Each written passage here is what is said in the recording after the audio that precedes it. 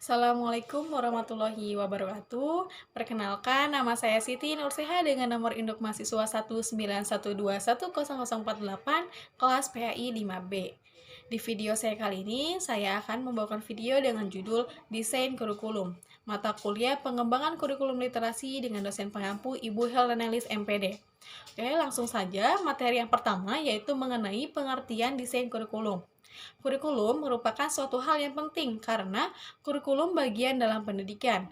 Tujuan utamanya ialah meningkatkan kualitas pendidikan dan bukan semata-mata hanya menghasilkan suatu bahan pelajaran. Secara etimologis, kurikulum berasal dari bahasa Yunani, yaitu kurir yang artinya pelari dan kurer yang berarti tempat berpacu. Jadi, istilah kurikulum dari dunia olahraga pada zaman Romawi Yunani kuno yang mengandung pengertian suatu jarak yang harus ditempuh oleh pelari dari garis start menuju sampai garis finish. Ada banyak sekali pendapat dari para ahli mengenai pengertian kurikulum. Yang pertama yaitu kurikulum adalah rancangan pengajaran atau sejumlah mata pelajaran yang disusun secara sistematis untuk memperoleh ijazah, yaitu menurut Crow and Crow. Pendapat yang kedua yaitu ialah kurikulum adalah seluruh pengalaman siswa di bawah bimbingan guru, yaitu menurut Hollis L. Caswell and Doug S. Campbell dalam Oliva 1991 halaman 6. Yang ketiga, menurut Nana Saudi Sukmadinata, mengemukakan pengertian kurikulum ditinjau dari 3 dimensi, yaitu sebagai ilmu, sebagai sistem, dan sebagai rencana. Kemudian, menurut Nana ini, desain kurikulum adalah menyangkut pola pengorganisasian unsur-unsur atau komponen kurikulum. Penyusunan desain kurikulum dapat dilihat dari 2 dimensi, yaitu dimensi horizontal dan dimensi vertikal. Yang dimaksud dengan desain adalah rancangan, pola, atau model.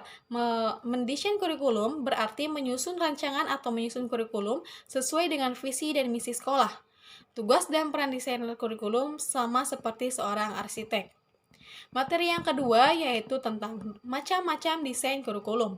Beberapa ahli merumuskan macam-macam desain kurikulum, yaitu menurut Esther dan Velez, membagi desain menjadi 5 jenis, yaitu yang pertama, model pengembangan proses kognitif, yang kedua, kurikulum sebagai teknologi, yang ketiga, kurikulum aktualisasi diri, keempat, kurikulum konstruksi, dan yang kelima, kurikulum rasionalisasi akademis.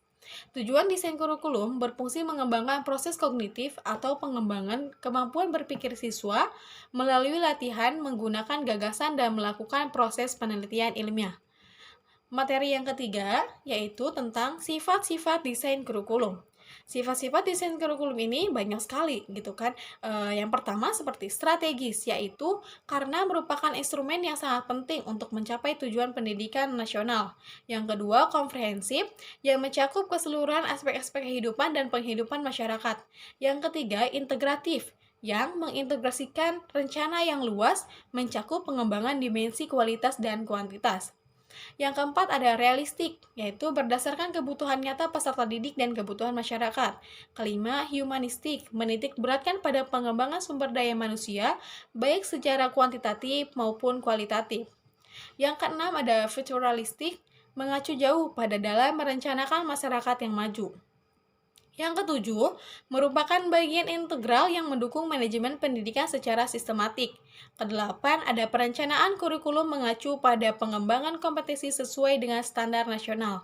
Kesembilan, berdasarifikasi untuk melayani keagamaan peserta didik atau berdasarifikasi untuk melayani keragaman peserta didik. Yang terakhir atau yang ke-10 bersifat desentralistik karena dikembangkan oleh daerah sesuai dengan kondisi dan potensi daerah.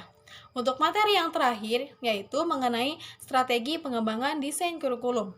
Menurut Nana Saudi Sukmadinata, dalam bukunya Pengembangan Kurikulum Teori dan Praktek pada tahun 2004 halaman 33 menyebutkan beberapa sumber pengembangan kurikulum. Di antaranya adalah yang pertama, kehidupan dan pekerjaan orang dewasa, di mana si kurikulum disesuaikan sebagai persiapan anak untuk menjalani kehidupan dan pekerjaan orang dewasa. Yang kedua, budaya masyarakat, termasuk di dalamnya semua disiplin ilmu yang ada sebagai pengetahuan ilmiah, nilai-nilai, perilaku, benda material, dan unsur kebudayaan lainnya.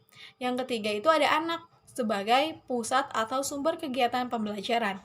Yang keempat, ada pengalaman penyusun kurikulum sebelumnya. Kelima, tata nilai di masyarakat. Dan keenam, kekuasaan politik sosial tertentu termasuk lembaga, arah kebijakan dan produk politik berupa peraturan perundang-undangan yang berlaku. Dari uraian yang telah dikemukakan oleh para ahli di atas, dapat disimpulkan bahwa sumber-sumber pengembangan kurikulum dapat berupa apa saja, baik material maupun non-material, baik yang bersifat ilmiah maupun non-ilmiah, baik dari internal maupun eksternal institusi pendidikan dan pengembangan kurikulum. Mungkin hanya itu materi yang dapat saya sampaikan, kurang dan lebihnya mohon maaf. Wassalamualaikum warahmatullahi wabarakatuh.